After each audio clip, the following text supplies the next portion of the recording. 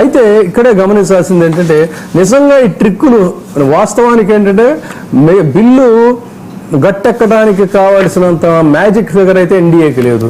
మరి రాహుల్ గాంధీ అన్నట్టుగానే ఈ ట్రిక్కులు కనుక పనిచేసినట్టయితే ఆ బిల్లు గట్టెక్కే ఇదవుతుంది.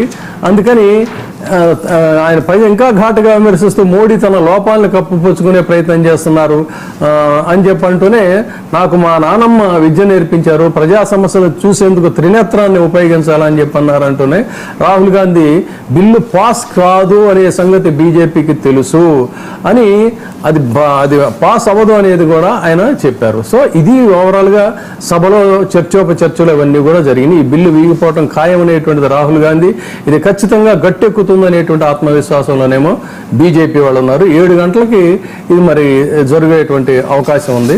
ఈ 7 గంటలకు జరిగేటువంటిది ఒక ఉత్కంఠభరితమైనటువంటి దీనిగానే చెప్పాలి.